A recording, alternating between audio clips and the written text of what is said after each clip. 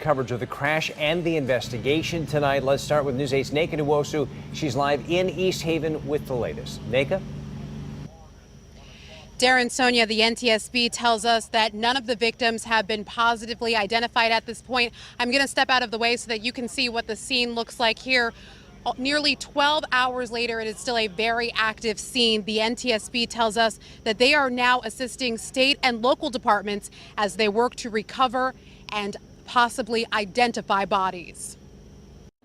At least 4 to 6 people dead after a small plane crashed into 2 East Haven homes. It was inverted with the left wing in one house, the right wing in the other, and I would say probably about 50 to 60% of it was consumed by fire. The plane was heading towards Tweed New Haven Airport around noon Friday.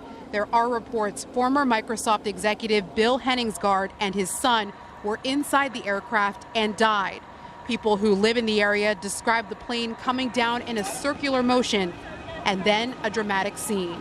The plane exploded so quickly that there was no hope. Fire and rescue crews arrived quickly, but officials say the damage has made it difficult to find possible bodies. Part of the plane is actually in the basement, and obviously so some of the houses in the basement as well. So as I speak to you now, the state police are working with the fire department to go through the house to look for victims. Witnesses report seeing a woman running out of this home screaming that her children were still inside. I have spoken to the mom.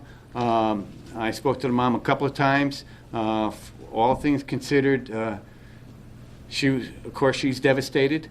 Right now, the last time I understand, she was at the hospital being checked out.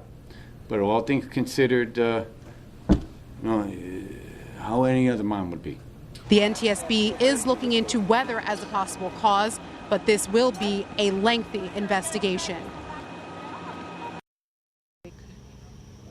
Now we are back live here in East Haven. Now there were some questions tonight as to whether or not the plane could have lost fuel and that could have caused the crash. The NTSB says that is unlikely because the pilot filled up before taking off this morning.